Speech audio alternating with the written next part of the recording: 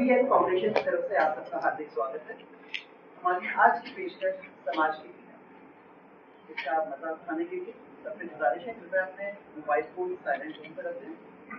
And बस कुछ ही पल में आपके सामने पेश होने जा रहा है समाज की लिए।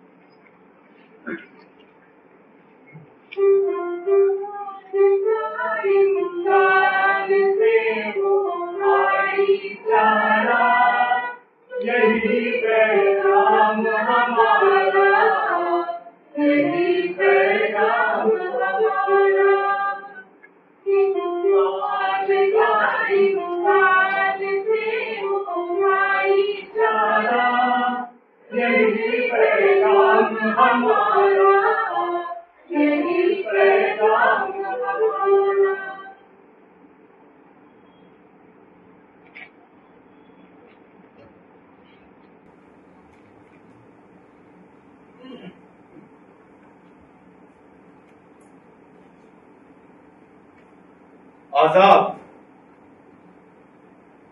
हाँ आजाद भारत और गुलाम भारतीय। हम कल भी गुलाम थे, हम आज भी गुलाम हैं। अगर हम ये कहें कि गुलाम की ये बेड़ियां हमारे हाथों में, हमारे पैरों में पहले से कहीं अधिक है, तो इसमें जरा भी कोई संकोच नहीं होगा। आज भी हमारा समाज उतना ही खोखला, हमारी सोच उतनी गंदी और संकुचित है जितनी की सदियों पहले। आज भी हम जात पात, क्षेत्रवाद, अमीरी गरीबी और दहेज प्रथा जैसी रूढ़िवादी परंपराओं को ढोते चले आ रहे हैं। हमारी इसी संकुचित सोच ने हमारी व्यवस्था को कुव्यवस्था में तब्दील कर दिया, जिससे ऐसी परिस्थितियां पैदा हो गई है जो हमें ये बेकार की जिंदगी जीने के लिए विवश करती है। आखिर क्या बदलाव लाए हम अपने समाज में, अपनी व्यवस्था में और अपनी सोच में? कुछ भी नहीं। और आज भी हम अपने समाज, अपनी व्यवस्था, उसको दुरुस्त बनाने के बजाय उसके अनुसार जीना पसंद करते हैं। मैं कहता हूं आखिर हम क्यों नहीं तोड़ देते गुलामी रूपी बेड़ियों की जंजीरों को? क्यों?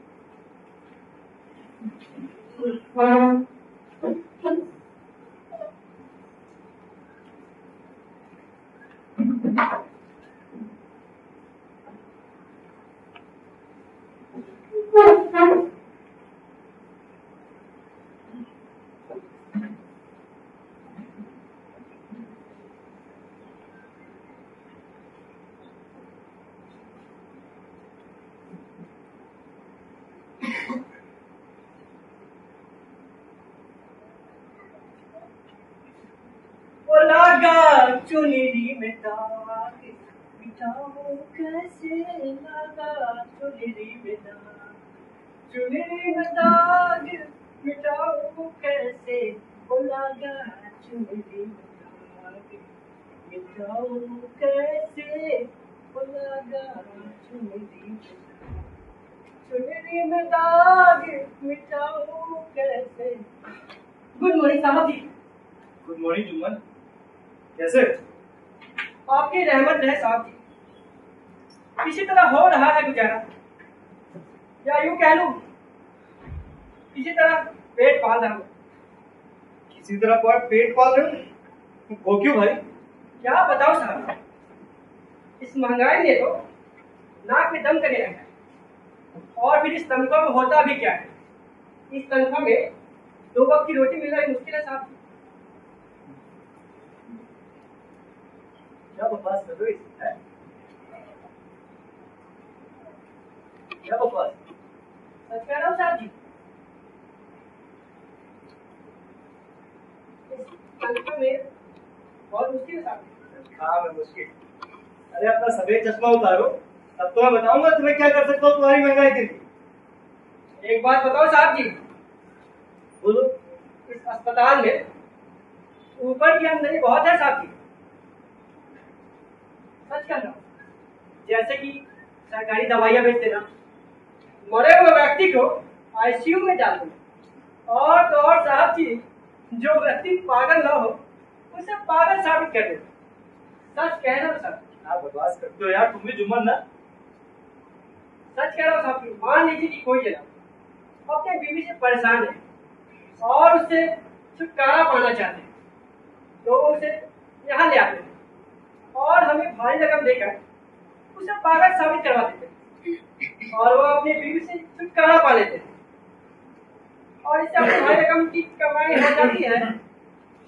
और ये आप देख रहे लगते साहब, ये जो कमाई आप देख रहे हैं ना, ये ब्लैक स्टॉक, ये उसी कमाई का हिस्सा है साहब जी। अच्छा ऐसा है कि ये जो अपना करप्शन पर लेक्चर है ना, वो देना बंद कर, और जो नया पेशेंट आया ना तुम उसे लेके आओ, तब तक मैं उसकी केस हिस्ट्री पढ़ता हूँ। और बिल आया साहब। डॉक्टर को ही बता रहा है कि उसकी हॉस्पिटल में बाल बचाए।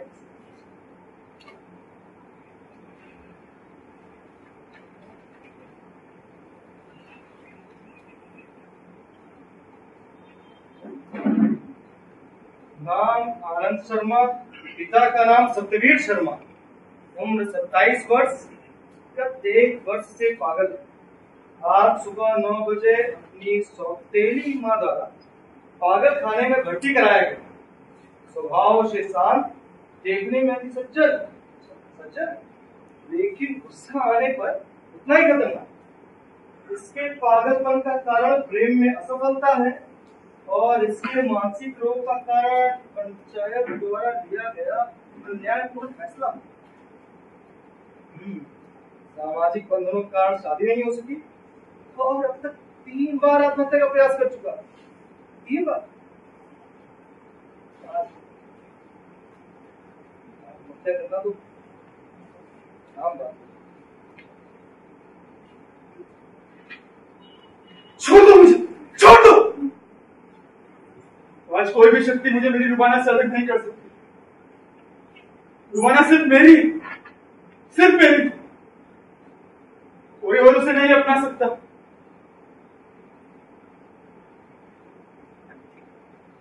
रुबाना, देख रही हो कि समाज मुझे तुमसे अलग कर रहा है, परंतु तुम चिंता मत करो, ये शरीर अवश्य तुमसे अलग हो और ये प्राण सदैव तुम्हारे साथ होकर रहेंगे। इस जन्म में नहीं तो क्या हुआ, हम अगले जन्म में साथ होकर रहेंगे।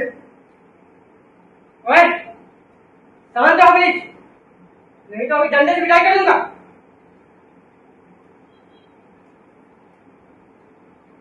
तुम्हारा ये डंडा मेरा कुछ नहीं बिगाड़ सकता। जो शरीर रुबाना को पानी के खातिर कितने ही चाकू गुदवा चुका हो, उसको इस डंडे से क्या डर।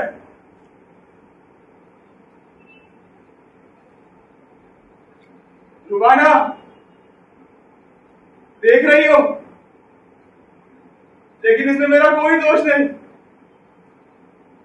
ये समाज मुझे तुमसे अलग कर रहा है, लेकिन इन लोगों में इतनी शक्ति कहां जो मुझे तुमसे अलग कर सके। हमारा प्रेम केवल तन से नहीं, आत्मा से। जुम्मन, तू मुझे बांध सकता है, कैद कर सकता है, लेकिन मेरी आत्मा को मुझसे अलग नहीं कर सकता। देखो, शांत हो जाओ, इतना क्यों चिल्ला रहे हो आप? मुझे रुबाना चाहिए, केवल रुबाना। लौटा दो, लौटा दो मुझे मेरी रुबाना। कोई और उसे नहीं अपना सकता। चली गई मेरी रुबाना मेरे पास। देखो, देखो मेरे रोक रहा हूं, बस ये मेरी रुबाना। देखो ये रुबाना कौन है जिसके लिए आप इतने बेचैन? अरे की मेरी रुबाना,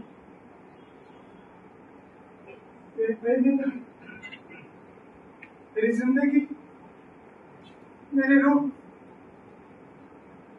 कुछ तो थी मेरी रुबाना। तो फिर कहां चली गई आपकी रुबाना? चली गई मेरी रुबाना, मुझे छोड़ के चली गई। उसे जबरदस्ती उठा के ले गए। पैसे ने प्रेम को खरीद लिया। देखो शांत हो जाओ, तुमसे जितना पूछा जाए सिर्फ उतना ही जवाब दो, नहीं तो फिर से मान लिया जाएगा। हाँ ये बताओ, नाम क्या है आपका? आनंद शर्मा। आनंद शर्मा। अभी क्या करते हो? बीए पास किया है। और ये रुबाना को कब से जानते हो? उससे होश संभाला है। क्या? 5 साल का तो मेरी माँ गुजर गई। माँ के गुजरने के बाद पिता ने दूसरी शादी कर दी। उस दिनों तक तो सौतेली माँ ने बड़ा प्यार जताया, पर बाद में एक रोटी को तरसने लगी। उस समय हालात में मुझे रुबाना मिली। रुबाना मेरे पड़ोस में रहा करती थी, हम साथ साथ स्कूल जाया करते थे। मेरा मुरझाया चेहरा देख समझ जाती थी कि मैं भूखा हूं, और अपना लंच मुझे खिला दिया करती थी। मगर आज मैं 2 दिन से भूखा हूं और किसी को मेरी चिंता नहीं। छीन लिया मुझसे मेरी रुबाना को। जुम्मन, रुबाना देखो मुझे, कोई खाना खिलाने वाला भी नहीं है। जुम्मन आंट के लिए खाना लेकर आओ। अभी लाया था आपकी। क्या तुम्हारी सौतेली माँ ने कभी तुम्हें खाना नहीं खिलाया? यदि अगर मेरी माँ ने मुझे खाना खिलाया होता तो क्या 2 दिन से भूखा रहता? अच्छा ऐसा है कि तुम खाना खा लो पहले, फिर हम बात करते हैं।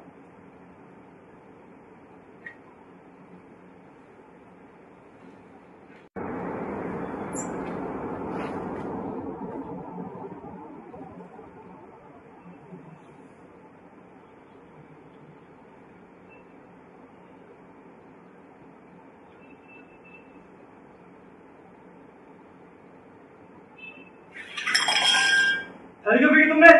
अच्छा नहीं लगा इसलिए। रुबाना के हाथ की रोटी में जो स्वाद मिलता था वो स्वाद नहीं इस खाने में।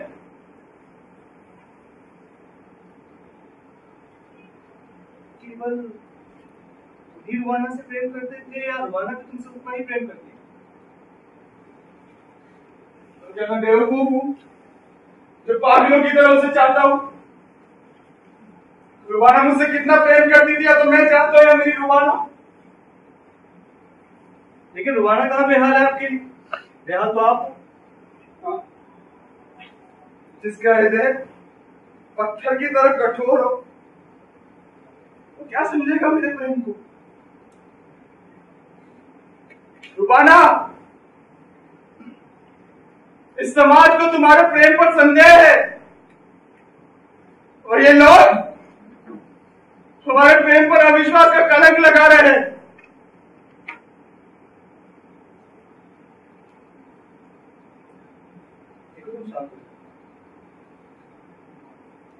मुझे तुम्हारे प्रेम पर जरा सा भी संदेह नहीं। अरे ईश्वर करे तुम्हें तुम्हारा प्रेम मिले, तुम्हारा प्रेम सफल हो, तुम्हारी मदद करे ईश्वर। तो आपकी मेरी मदद नहीं करती। जाने दो ना मुझे मेरी रुबाना के पास।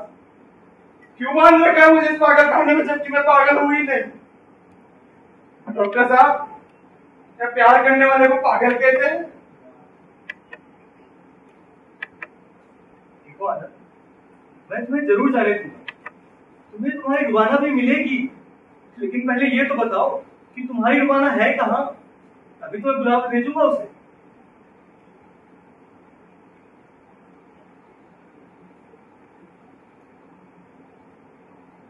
मुझे भी नहीं पता कि मेरी रुबाना कहाँ है। आज से 1 साल पहले 7 सितंबर की शाम गांव में खाप पंचायत की बैठक हुई। उसमें मुझे मेरी रुबाना और रुबाना के पिता को बुलाया। पंचायत ने फैसला लिया कि रुबाना की शादी उसके पिता की मंजूरी से हो। बस पंचायत का फैसला सुनकर मैं अपने आप को रोक न सका और मैंने खान साहब से कहा कि रुबाना भी मुझसे बहुत प्रेम करती है। रुबाना का फैसला जाने बगैर ये पंचायत का फैसला गलत है। बस इतना ही कहना था मेरा कि रुबाना के भाई और पंचायत के लोगों ने मुझे मारना शुरू करा। गालियां, लात, घूसे, चप्पल, जूते, डंडों से मारना शुरू करा। मुझे पेड़ से उल्टा लटका के बांध दिया। फिर क्या हुआ? किसी भले आदमी ने मुझे अस्पताल पहुंचा दिया तो बच गया। जब तुम रुबाना से इतना प्रेम करते हो और रुबाना भी तुमसे उतना ही प्रेम करती है, तो शादी क्यों नहीं की रुबाना से?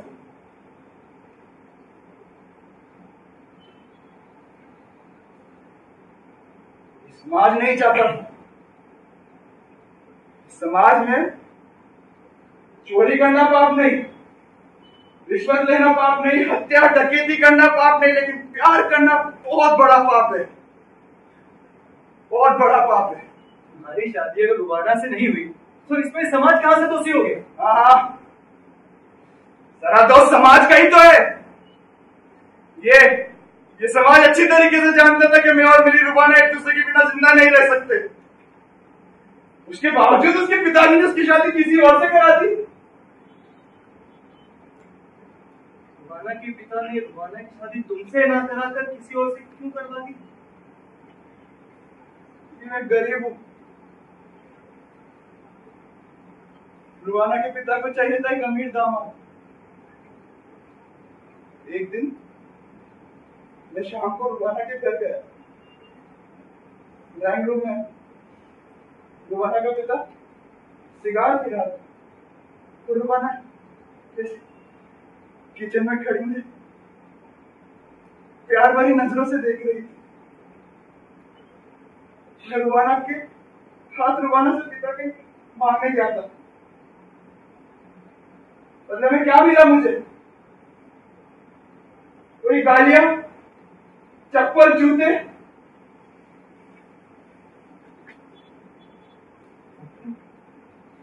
लेकिन मैं गरीब हूं। मेरा सच्चा प्यार पैसों के आगे झुक गया। रुबाना के पिता से कहा, रुबाना भी मुझसे बहुत प्रेम करती है, हम दोनों एक दूसरे के बिना जिंदा नहीं रह सकते, इसलिए मैं आपसे उसका हाथ मांगने आया हूं। अचानक से गालियां देने लगे, क्रोध से पागल हो गए, चीखने लगे, चिल्लाने लगे। चुप करना मकबूल। मेरी खून सी बच्ची का हाथ तेरे हाथ में दे दूं मैं? अरे तुझमें ऐसा क्या है निकम्मे? कमाता खाता नहीं है। खबरदार, जब आज के बाद मेरी बेटी का नाम अपनी जबान पे लिया तो तेरी जबान खींच लूंगा मैं।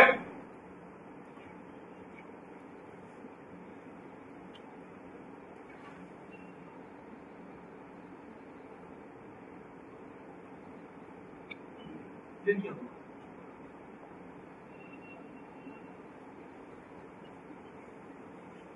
हुआ? जो होता है समाज में,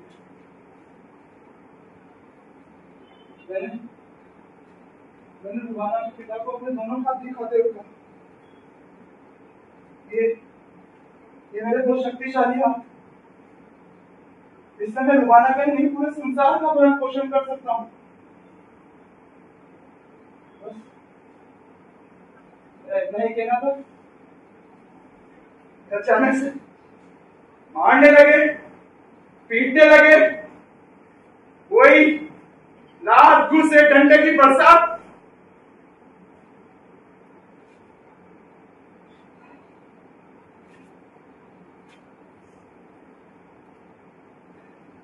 सोचिए तुम्हारे साथ तो इसके लिए दोषी कौन है? ये समाज, ये सामाजिक व्यवस्था, ये ग्राम पंचायत की मान्यता, ये समाज के लोग क्या दिया समाज ने मुझे? सब कुछ तो छीन लिया मेरा समाज ने। नहीं जीना मुझे समाज में डॉक्टर।